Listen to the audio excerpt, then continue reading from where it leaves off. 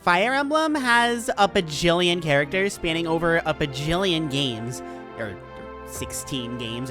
Who keeps count? When you have as many characters as a series like Fire Emblem does, you're going to find some overlap, both in terms of the actual characters, as well as their roles for gameplay. And there's a lot to say on the actual characters that I'm totally going to ignore. I guess you can let me know if you want to hear that ramble by leaving a like, commenting, and ringing the notification bell after subscribing. Like a jagen, doing all of those things is going to help me become bigger and better, so they're all appreciated. But okay, let's assume you're unfamiliar with this whole jagen shindig. You're probably thinking, what the heck is a jagen?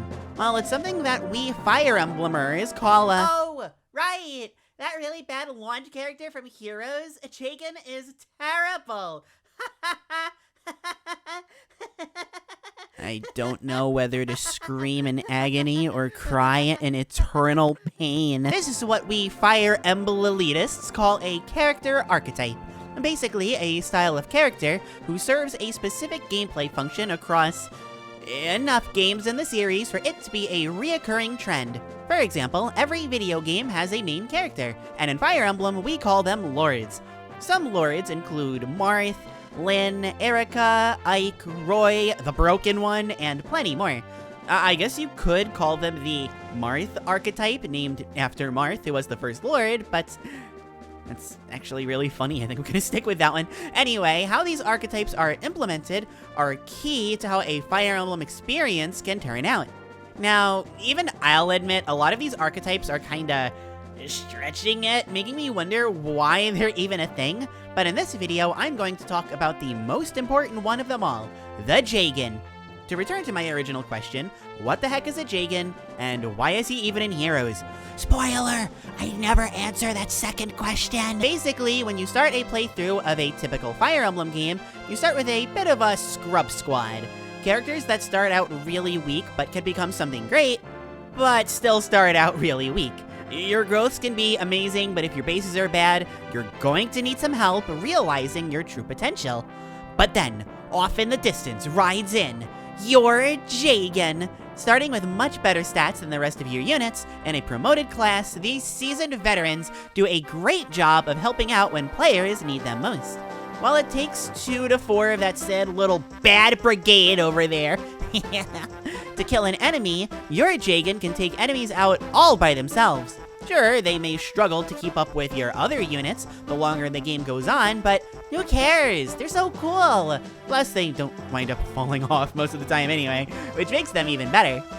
I wanted to talk about jagen specifically because in Fire Emblem Engage, we are going to have our first jagen in a long time, this beautiful man right here named Vander. But to truly understand how important this is, one cannot just look at him. I'll keep looking respectfully in the meantime. Rather, we have to look at the games that came out immediately before it, those being Awakening, Fates, Shadows of Valentia, and Three Houses. The fun thing about most of these games is that they don't actually have a jagen, at least in the traditional sense, and you can really see what kind of effect it has on each. We'll start with Awakening since it's the only one with a traditional jagen.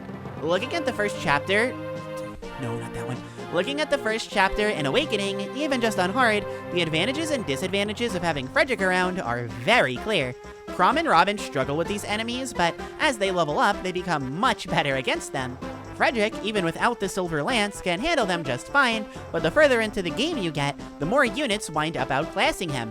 Don't get me wrong, Frederick is still insanely good, not only due to his reliability for so much of the game, but also, well, reclassing is a thing here, hello! But you're not going to get the same results from him as you would, say, a Gen 2 unit, or Robin, but let's not set unrealistic goals here, please.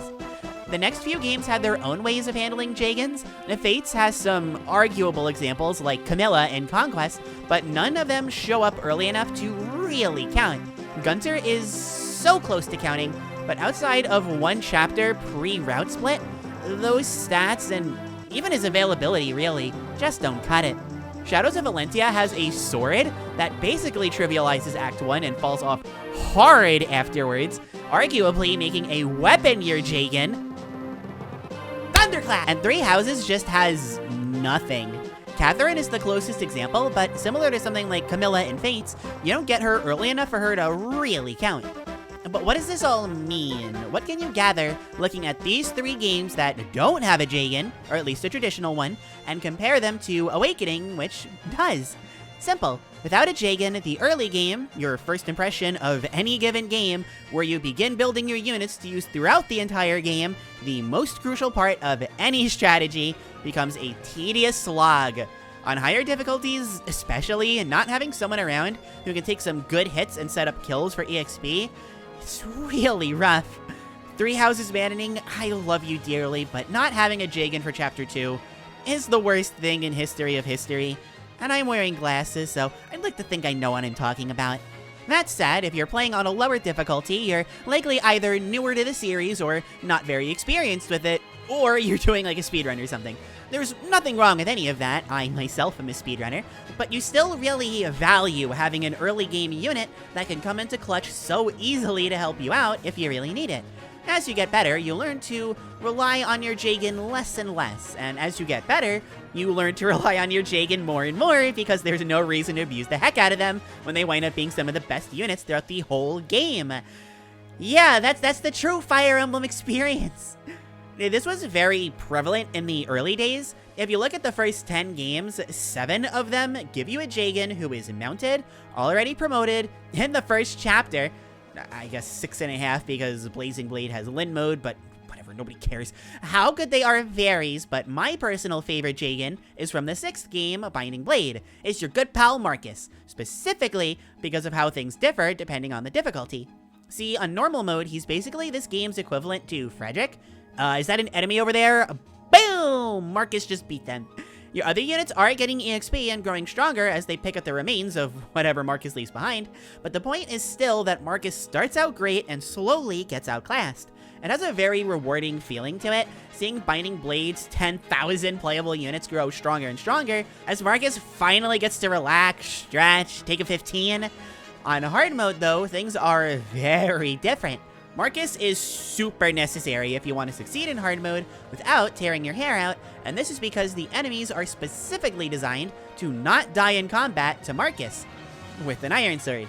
More specifically, they're left at such a low amount of health, 2 HP in most cases for the prologue, that anyone can finish them off, even Walt, your weak archer. The entirety of your scrub squad over here can probably take out 1 enemy together, but with Marcus in the picture, you can feed them weakened kills and accelerate their EXP growth. Now, instead of being there to help newer players see how their own units can progress, his function is to actually get you to the point where your other units can be really, really good much faster. Of course, like I hinted at before, this is all assuming that you're using an Iron Sword, which is even more important because Marcus also comes with a Silver Lance, a super strong weapon that, at this point in the game, is exclusive to him and one-rounds almost every single enemy. Do you waste uses on a weapon that would be much better on your other units in the mid to late game, or do you use it to get rid of some early game stress and use Marcus to clear out an extra enemy or 2 for your struggling stinkers? God, I love alliterations, they're so cool. This approach is really fascinating to me, and it's part of the reason why Binding Blade is one of my favorites. I typically really don't like difficulty sliders in general. I even made a video about this, although that was before I, changed, shall we say, just to warn you. But Binding Blade is one of the few exceptions to this. I really like what they did here, and a big part of that is because of Marcus. Again, compare this to the second chapter of 3 Houses, where it's kind of a cakewalk on normal and even hard, but absolutely brutal and slow on maddening. Enemies one-round you, archers have 5 range and poison strike. Most enemies have more movement than you do, barely any divine pulse uses, so every bit of bad luck is super stressful. It just feels really bad all around. So at the end of the day, what does all of this have to do with Engage? Again, Valder is here, based on the footage, he seems to be a jagen, and that is nothing but a good thing. Jagens are the most important units in all of Fire Emblem, I think, and the quality of an entire third of the game can ride on how effectively a game handles them. If we get games as hard as 3 Houses Maddening, or Awakening Lunatic Plus, or even Binding Blade hard, at least we know there'll be somebody competent and ready to help us from the very beginning. He'll be there to help us train up our 0 bases 100% growth children, you know? that being said, he does do less damage than the Pegasus Knight with the Slim Lance, so I don't know, maybe she'll be our jagen. I don't know, the damage just scares me, okay?